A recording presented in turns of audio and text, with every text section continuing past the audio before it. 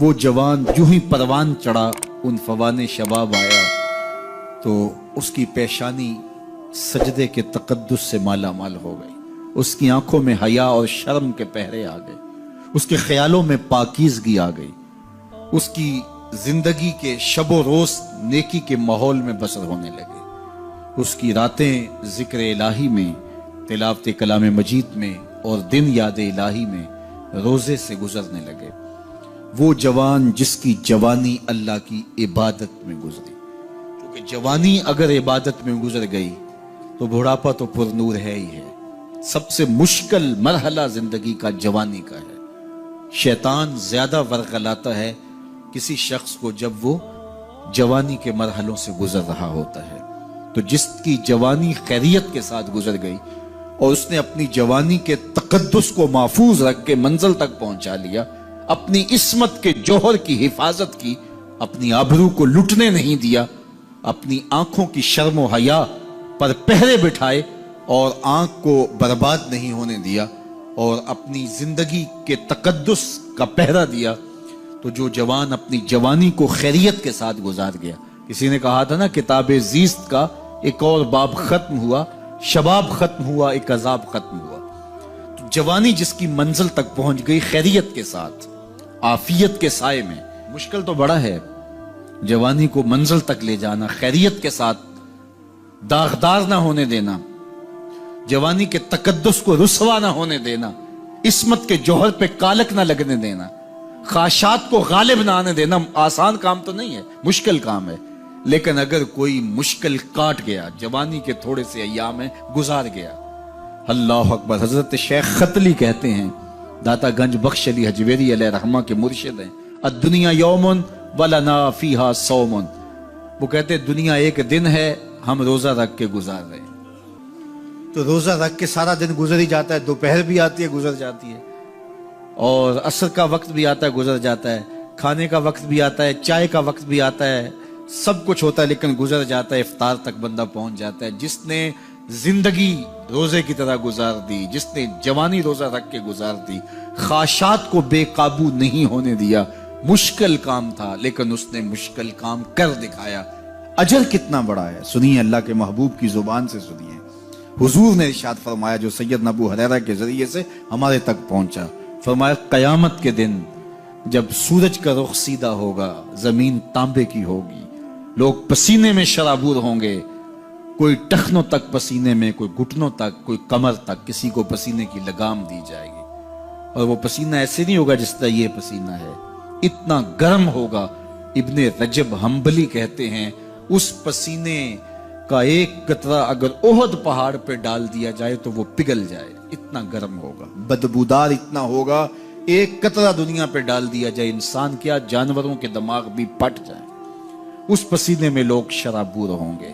لیکن جس نے اپنی جوانی کو عافیت سے گزارا ہوگا، کل قیامت کے دن جب کوئی سایہ نہیں ہوگا، اللہ اس جوان پر اپنے عرش کا ٹھنڈا سایہ عطا فرمائے۔ وہ شخص جس کو کسی عورت نے دعوت گناہ دی اور وہ صاحب منصب تھی، صاحب جمال تھی، اور اس نے یہ کہہ کہ یہ خواہش، یہ آرزو مسترد کر دی، انی خاف اللہ۔ اسی طرح کوئی عورت ہے تو اس نے اپنے تقدس کی حفاظت کی، اپنی آبرو پہ پہرا دیا اور کسی پیشکش کو ٹھکرا دیا، تو فرمایا قیامت کے دن جب کوئی سایہ نہیں ہوگا، اللہ اسے بھی اپنے عرش کا ٹھنڈا سایہ دے گا۔ کیسا سخت دن ہوگا، اور وہ کس اعزاز میں ہوگا، کس تکریم میں ہوگا۔ یہ تو 4 دن 10-20 سال ہیں، اور وہ 50,000 سال کا ایک دن۔ پھر اس کو اللہ کا شکر ادا کرنا ہوگا کہ اللہ تو نے کتنا کرم کیا میرے اوپر کہ میری جوانی خیریت اور عافیت سے گزری، اور آج اس کا تو کتنا بہتر صلہ مجھ کو دے رہا۔ انسان جب کوئی اچھی بات سنتا ہے تو انسان کی فطرت ہے کہ وہ آگے منتقل کرتا ہے۔ آج کل وہ شیئر کر دیتے ہیں نا، جو بات آئے تو آپ اس کو آگے بڑھاتے ہیں، دوستوں میں شیئر کر دیتے ہیں۔ تو یہ انسان کی فطرت سے افواہیں بھی اس لیے پھیلتی ہیں کہ جو بھی بات آپ سنتے ہیں فوری آپ کی کوشش ہوتی ہے کہ یہ سب سے پہلے دوستوں کو میں ہی بتاؤں۔ تو یہ انسانی فطرت ہے۔ تو جب افواہ اور ایسی چیز، کوئی غم کی خبر بھی ہو، کسی کی وفات کی خبر بھی ہو، تو اس وقت بھی انسان کی فطرت، سست سے سست آدمی بھی پھر جلدی جلدی فون کرتا ہے، آگے بڑھاتا ہے کہ فلاں سے ایک فوت ہو گیا۔ تو تو چونکہ یہ فطرت ہے، بات کو آگے بڑھانے کا شوق ہے انسان کے اندر رکھا ہے، اس سے چیزیں پھیلتی ہیں، اور پھر جو خیر کی خبر ہوگی یا خیر کی بات ہوگی تو اس کو تو آگے پھیلانے کا پھر ہمارا دین بھی ہمیں ترغیب دیتا ہے، جذبہ دلاتا ہے۔ تو حضرت ابو ہریرہ اس جذبے کے تحت جو سنتے تھے پھر آگے منتقل کرتے۔ اب حضور کی بارگاہ سے اٹھ کے جاتے تو سب سے پہلے گھر جاتے اور سب سے پہلے اپنی ماں کو سناتے، اور ماں تھی کافرہ، وہ سننے کی بجائے، خوش ہونے کی بجائے سن کے وہ الٹا ناراض ہوتی اور کوئی نہ کوئی ایسی بات کر دیتی۔ سید ابو ہریرہ سے گوارا نہ ہوتا، ایک دن انہوں نے کوئی ایسی بات کر دی کہ حضرت سیدنا ابو ہریرہ رضی اللہ تعالیٰ عنہ نے فیصلہ کر لیا کہ آج ماں کو چھوڑ دینا ہے، کیونکہ میں یہ گوارا نہیں کرتا کہ میرے آقا کے بارے میں کوئی ایسا جملہ کوئی بولے۔ اور تھی گھر میں ماں ہی، بھائی بھی کوئی نہیں تھا، بہن بھی کوئی نہیں تھی، باپ بھی فوت ہو گئے تھے، شادی بھی نہیں ہوئی تھی، تو ماں ہی ماں گھر میں، اور ماں اور بیٹا اکٹھے رہتے ہو تو پھر محبت بھی مثالی ہوتی ہے۔ تو اب ماں ہی ایک رشتہ ہے مادی دنیا کے اوپر، تو حضرت ابو ہریرہ رضی اللہ تعالیٰ عنہ نے فیصلہ کر لیا کہ چھوڑ دینا ہے۔ چھوڑ کے گھر سے نکلے، لیکن دل ڈوب رہا ہے کہ ایک ہی تو رشتہ تھا وہ بھی گیا۔ افسردہ ہے، حضور کی خدمت میں پہنچے، دل و قلب و نگاہ کے مرشد اولین نے ابو ہریرہ کی اداسی دیکھی تو فرمایا ابو ہریرہ کیا بات ہے؟ تو حضرت ابو ہریرہ جس طرح بندہ پھٹ نہیں پڑتا، تو عرض کی حضور میری ماں کی ہدایت کی دعا کر دیجئے۔ ساری کہانی 2 لفظوں میں بیان کر دی، میری ماں کی ہدایت کی دعا کر دیجئے۔ حضور نے نہیں پوچھا کیا ہوا، کیا ماجرا ہوا، فوراً ہاتھ اٹھ گئے، اور لفظ کیا تھے؟ اللہم اہد ام ابی ہریرہ تھا، اے اللہ ابو ہریرہ کی ماں کو ہدایت دے دے۔ ادھر انہوں نے بے چینی سے یہ بات کہی، ادھر حضور کے ہاتھ اٹھے، پھر ان اٹھے ہوئے ہاتھوں کو خالی تو موڑا ہی نہیں جاتا، اجابت کا صحرا عنایت کا جوڑا، دلہن بن کے نکلی دعائے محمد صلی اللہ علیہ وسلم۔ تو حضور علیہ السلام نے ہاتھ اٹھا دی، حضرت ابو ہریرہ نے دوڑ لگا دی۔ کسی نے پوچھا ابو ہریرہ آج بڑی جلدی ہے؟ کہا آج ہی تو دیکھنا چاہتا ہوں، گھر پہلے میں پہنچتا ہوں یا حضور کی دعا پہلے پہنچتی؟ جا کے دروازے کو دستک دی، اندر پانی کے کھنکنے کی آواز آ رہی تھی جس طرح کوئی غسل کر رہا ہو۔ آواز دی تو آواز آئی، بیٹا ابو ہریرہ ٹھہرو، میں بھی آئی۔ کہا لہجے سے سمجھ گیا اس میں محمد عربی کی دعا بول رہی ہے۔ تھوڑی دیر کے بعد میری ماں آئی، تازہ آثار وضو سے اور غسل کی وجہ سے ان کے جو ہے وہ بالوں سے قطرے ٹپک رہے تھے، اور لبوں پر میرے حضور کا کلمہ جاری تھا۔ اللہ اکبر، سیدنا ابو ہریرہ تیرے مقدر پہ قربان۔ ایک سفر میں حضور علیہ السلام اور اصحاب گامزن تھے کہ راستے میں قیام کیا، تو ایک قبیلے کی صلح کروانے کے لیے حضور علیہ السلام تشریف لے گئے۔ وہاں کچھ تاخیر ہو گئی تو صحابہ نے حضرت ابوبکر صدیق کو کہا کہ حضور رک گئے ہیں تو نماز کا وقت جا رہا ہے، آپ نماز پڑھا دیجیے۔ تو حضرت ابوبکر صدیق رضی اللہ تعالیٰ عنہ مصلی پہ کھڑے ہو گئے۔ اب نماز شروع ہوگی، ادھر سے حضور بھی فارغ ہو گئے، تو آقا کریم تشریف لائے۔ تو آقا کریم علیہ السلام جو ہی تشریف لائے تو صحابہ کی صفیں بندی ہوئی تھی، حضور کو دیکھا انہوں نے راستہ چھوڑ دیا۔ پیچھے سے لے کر کے مصلی تک صحابہ نے حالت نماز کے اندر حضور کے لیے راہ کشادہ کر۔ کاش کہ یہ حدیث سب لوگوں نے پڑھی ہوتی اور امت میں اتنے فرقے نہ بنتے، اور یہ سوچ کبھی نہ پنپتی کہ نبی کے خیال سے نماز ٹوٹتی ہے۔ یہاں تو راستے چھوڑے جا رہے ہیں، یہاں تو پروٹوکول دیا جا رہا ہے۔ اللہ اکبر، اور یہ حدیث کہیں چھپی نہیں ہے، بخاری کے اندر چھپی ہوئی۔ اللہ اکبر، آقا کریم علیہ السلام تشریف لائے تو صحابہ نے راستہ چھوڑنا شروع کر دیا، نماز بھی چل رہی ہے اور حضور کا راستہ بھی چھوڑ رہے ہیں۔ بالکل حضرت ابوبکر صدیق کے پیچھے آ کے حضور کھڑے ہو گئے۔ وابو بکر لا یلتفت یمینا ولا یسارا، جب آپ نماز پڑھتے تھے تو نہ دائیں دیکھتے نہ بائیں دیکھتے، پوری توجہ انہماک ہوتا۔ وہ اپنی کیفیات کے جہان میں ڈوبے تھے اور حضور آ کے پیچھے کھڑے ہو گئے۔ صحابہ نے اپنے ہاتھوں کی پشت پہ ہاتھ مارنے شروع کر دیے۔ مکعن و تصدیہ، قرآن نے تالی لگانا، سیٹی مارنا، یہ شیطانی اعمال ہیں، لیکن ہاتھ کی پشت پہ ہاتھ مار کے متنبہ کرنا یہ مختلف مواقع کے اوپر یہ جائز ہے۔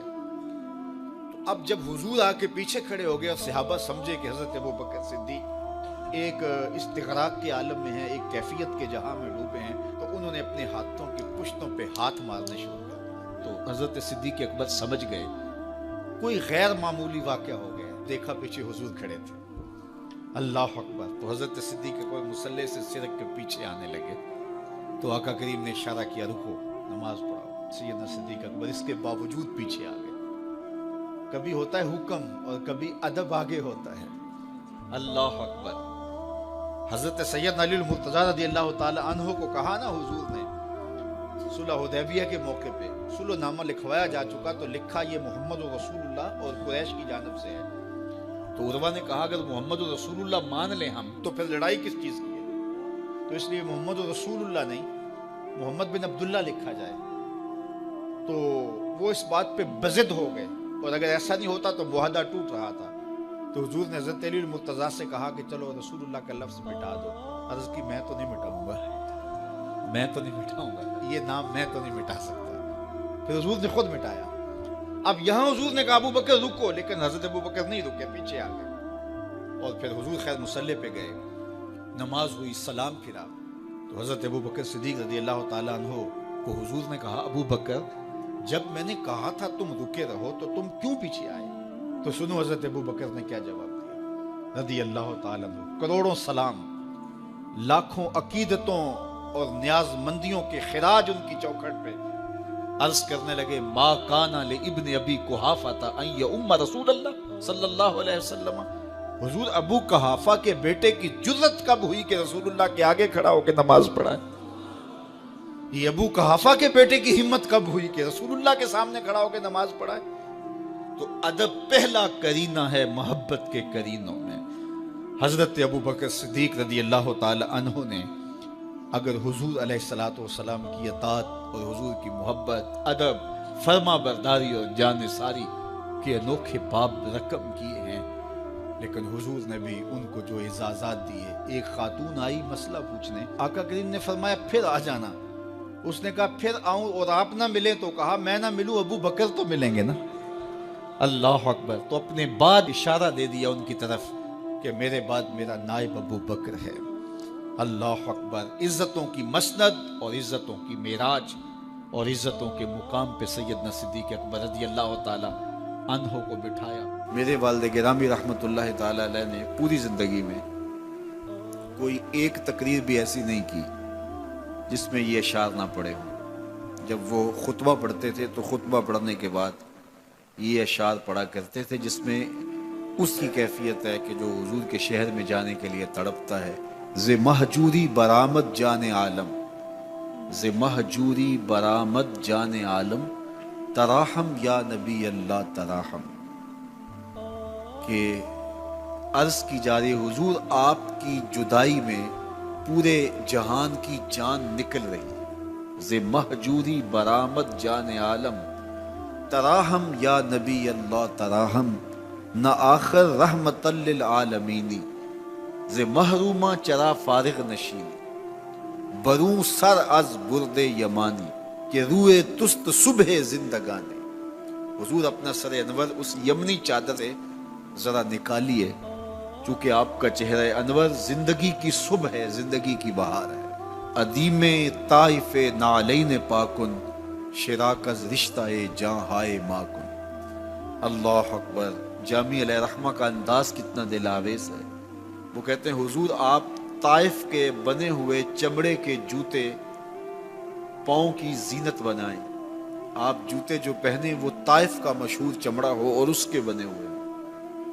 شراکز رشتہ جاں ہائے ماکن، اور اس کے اندر جو تسمے ڈالیں وہ جامی کی جان کے ڈالیں، جامی کے چمڑے کے نہیں، جامی کی جان کے تسمے ان نالین میں ڈالیں جو آپ طائف کے بنے ہوئے نالین زیب تن کریں۔ وہ ایک شاعر کہتا ہے عربی کا کہ یا لیتنی کنتو تربت ایبتکم فلتسمت نعالک ذاک کدی، کاش میں مولوی نہ ہوتا۔ وہ بہت بڑا شیخ الحدیث گزرا ہے، تو وہ کہتا ہے میں کاش شیخ الحدیث نہ ہوتا، میں مولوی نہ ہوتا، مدینے کی گلی کی مٹی ہوتا، حضور گزرتے طلبوں کو چوم لیتا۔ چے باشد گر کنی سوئے نگاہے، ہمیشہ گر نہ باشد گاہے گاہے، نگاہے یا رسول اللہ نگاہے، صد ہزاراں جبریل اندر بشر، بہر حق سوئے غریبہ یک نظر، یا رسول اللہ انظر حالنا، یا حبیب اللہ اسما قالنا، اننی فی بحر غم مغرق خذ یدی ساحل لنا اشکالنا، یا صاحب الجمال و یا سید البشر من وجهک المنیر لقد نور القمر، لا يمكن الثناء کما کان حقہ بعد از خدا بزرگ توئی قصہ مختصر۔ ساری کہانی آ کے یہی ختم ہوتی ہے۔ تو یہ میری اور آپ کی سعادت مندی ہے۔ اللہ کی توفیق سے آپ کے لیے اور آپ میرے لیے محبت اور دعا کے جذبات رکھتے ہیں، اور ہم ایک دوسرے کے لیے دعا گو ہیں کہ آج میں حاضر ہوا ہوں اور آپ نے جو ہے وہ میرے لیے اپنی آنکھوں کی چمک اور محبت پیش کی ہے۔ اللہ یہ دن آپ کو بھی نصیب کرے۔